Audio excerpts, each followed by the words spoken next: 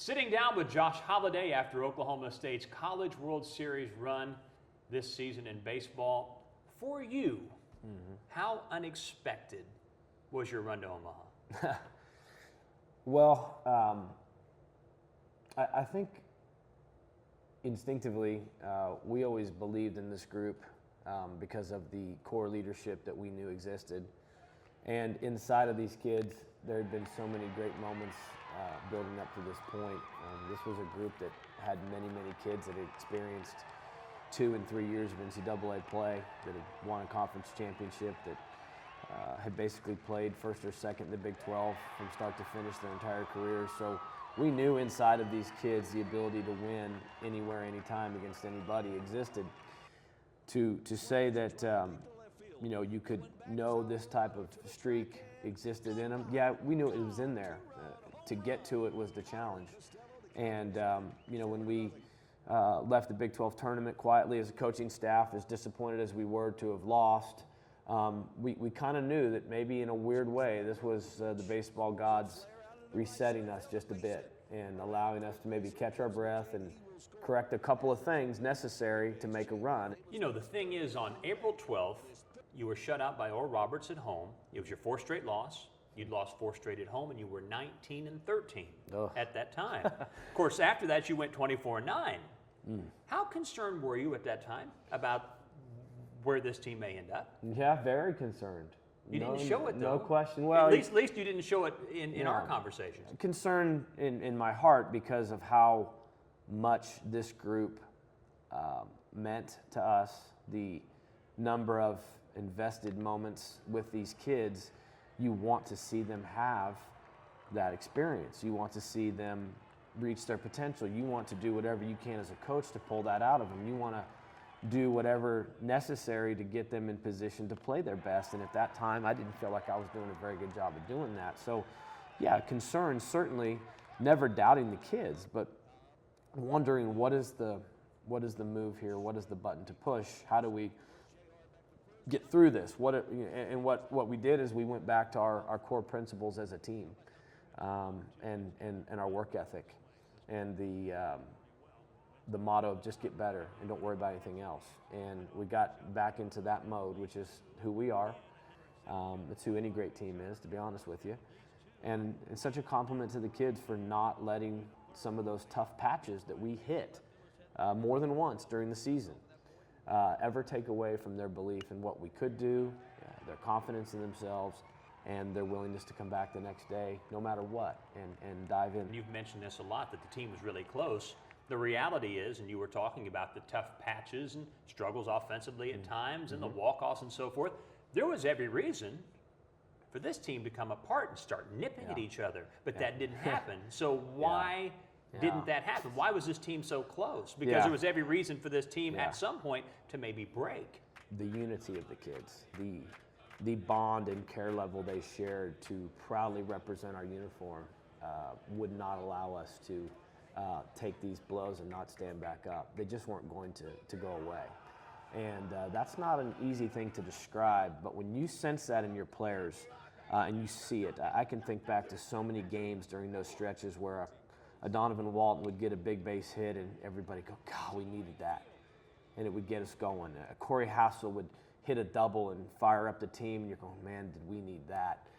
Thomas Hatch would go out and throw a shutout and get us off on the right foot, and we go, man, did we need that. The kids just wouldn't let the game or the vision for the team get away from them. They just didn't let it happen. And it's because they're so invested, their care level for OSU baseball and this team, their team, it kept them connected.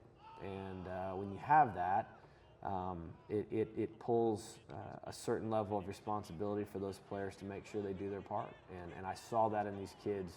Every critical moment that we faced, their character showed, and they did something on the field or in the locker room to keep us going. So that's a real compliment to the kids and what this team meant to them. The pitching run in the NCAA's regionals, super regionals, College World Series was absolutely amazing. How historically significant is that? And have you ever been a part of anything like that? No, never seen anything like it.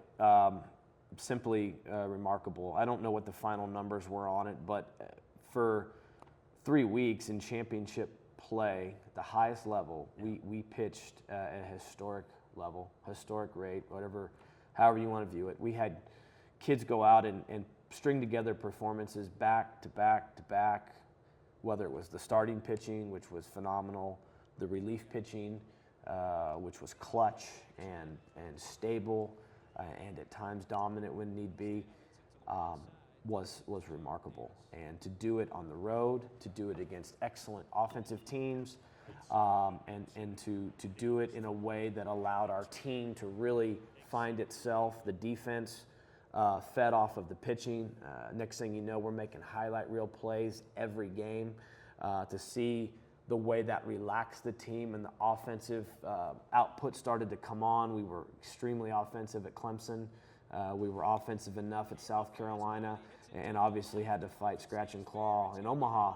But that stability, that streak, that performance, the decisions made to put those kids in the roles, as I've said before, Rob's instinct to move Tyler into the rotation, to flip he and Trey, just remarkable, and nothing like anything we've ever seen here, or really anywhere for that matter. It was phenomenal, and the kids did it, but Rob and the kids has worked together in the game planning and the scheme. Rob Walton deserves a tremendous amount of credit. Just a phenomenal job. I think sometimes the defense gets lost in the discussion about the pitching, Sure. but that was a big deal, wasn't it? Huge. Yeah, we played excellent defense.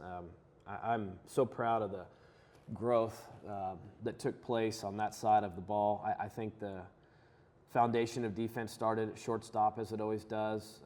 Donnie was once again just a rock for us.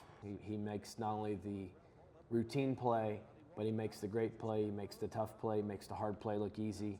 He stabilizes your defense. Our catcher, Colin Thoreau, what an unbelievable job of catching and receiving and leading and communicating, and a selfless receiver who made his priority that outstanding pitching staff and working with them. And the growth on defense of players like Garrett Benj at third and J.R. Davis at second was phenomenal. I mean, these kids improved so much from the day they got here up to the start of the season, but really improved throughout the season. And those kids' work ethic and the time Coach Valade spent with them every single day, just bringing the fundamentals of the game to them, working with them. Unbelievable job that he did of pulling out the very best they had to offer, and really improved defense at first base with Dustin Williams, and a really, really solid collection of athletes in the outfield that ran it down. We threw the right base. We shortened innings with some great catches. It ended up being a very, very good defensive unit. Another part of this season that I'm sure was neat for you, your dad was around a lot, Yeah, which has never been the case, around for the television games, and then gets to share with you a lot of the postseason experience. How cool was that for you?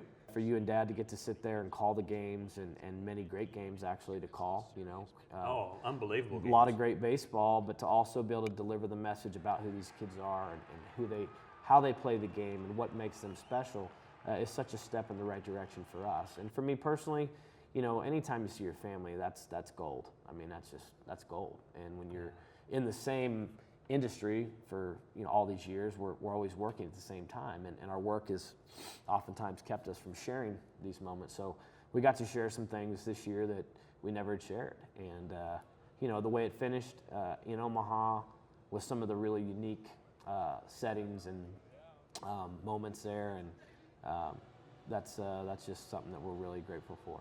Any discussion of this season that happens, it'd be remiss if I didn't mention the dinosaur, Metropolis, the mascot. Yeah. That was my goodness, that had a shelf life. Yeah. And will have. I think probably a great expression of just everybody on the team trying to provide positive energy to each other, and the guys on the bench who maybe didn't get the time on the field down the stretch, they kept finding positive ways to infuse energy into their team and have fun with it and enjoy everything we were doing. And I compliment those kids for finding energy and positivity. The dinosaur became a symbol. It was a good source of fun, but it wasn't fun that got in the way of the way the game is supposed to be played. And I compliment our kids for knowing where that line is and embracing some fun and drawing interest and allowing people to get to know us as a team, and for having some spirit and some belief that, hey, this is still just a game and it should be fun.